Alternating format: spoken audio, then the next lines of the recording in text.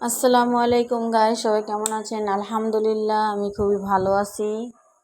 তো দেখতেই পারতেছেন কত ভেন্ডি হয়েছে, গাছে বেগুন হয়েছে। তো এগুলা বীজ রাখা হয়েছে, এগুলা বাড়তি হয়ে গেছে। তো এগুলা দিয়ে আবার বীজ হবে, অনেক গাছপালা লাগানো হবে, আরো অনেক ভেন্ডি গাছও হবে, অনেক বেগুন গাছ হবে। এগুলা দিয়ে সব বীজ রাখা হয়েছে, দেখতেই পারতেছেন। এই যে এখানে অনেক সুন্দর সুন্দর বেগুন, তারপর ভেন্ডি।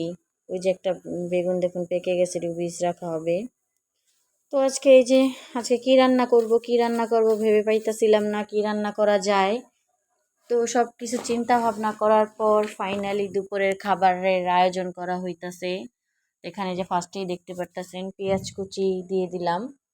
তো আজকে শাপলা ভাজি করব, তো আপনাদের সাথে শেয়ার করি। আপনারা কে কিভাবে শাপলাটা ভাজি করেন অবশ্যই জানাবেন। তো আমি যেভাবে ভাজি করতেছি আপনাদের দেখাইতাছি, দেখতেই পারতেছেন কিভাবে আমি শাপলাটা ভাজি করব। তো ফার্স্টে আমি শাপলা বেছে ধুয়ে কেটে একটু ঝরা দিয়ে রাখছিলাম জালিতে। এখানে যে তেলাপিয়া মাছ, আমার বড় আপু তেলাপিয়া মাছ কুটতাছিল। তো এখানে যে তেলাপিয়া মাছ দিয়ে কী রান্না করব তাও আপনাদের সাথে শেয়ার করব। এখানে যে শাপলা ভাজিটা আমি দিয়ে দিলাম। তো আজকে শাপলা ভাজিটা আমি কোনোভাবেই ঢাকবো না, বেশি ঢাকবোই না, কারণ ঢাকলে শাপলাটা গলে যায়। তো আমার আম্মা আবার শাপলা গলাটা খেতে চায় না, একটু লসা লসা আস্তে আস্তে থাকবে। তো আজকে আমি শাপলাটা না ঢেকে রান্না করব। তো আপনারা কিভাবে রান্না করেন অবশ্যই জানাবেন। আমরা অনেকে শাপলা ভাজিতে সরিষা বাটা দিই, তো আমরাও দিই, আজকে আর দিব না। তো শুধু এইভাবেই আজকে ভাজি করব। তো অনেক দিন পরেই শাপলাটা ভাজি করব। এখানে আরেকটা কড়াই বসিয়ে দিছি, এখানে মশলা কষিয়ে নিব তরকারি রান্নার জন্য।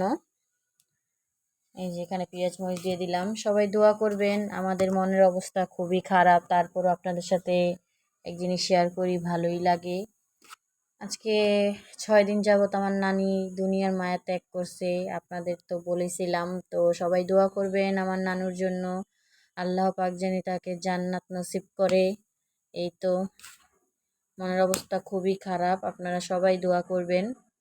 এই যে এখানে শাপলা ভাজিটা দেখুন কত পানি উঠছে, তো পানিগুলো আমি ভালো মতন কমিয়ে নিব, একদম পোড়া পোড়া করব।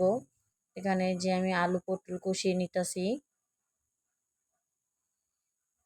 সে তেলাপিয়া মাছ দিয়ে রান্না করব। ওই যে দেখুন তেলাপিয়া মাছটা আমি ভেজে নিতেছি। আমার বাবার বাড়ি আবার আমার ছোট ভাই ছোট বোন ওরা আবার মাছের মাথা নিয়ে অনেক মারামারি করে, আর মাছের মাথা অনেক পছন্দ করে, তার জন্য বেশিরভাগই মাছের মাথা দেওয়া হয়েছে সবার জন্য। যে ফাইনালি তরকারিটা হয়ে গেছে। তো আমার রেসিপিটা কেমন লাগছে অবশ্যই জানাবেন কমেন্টে।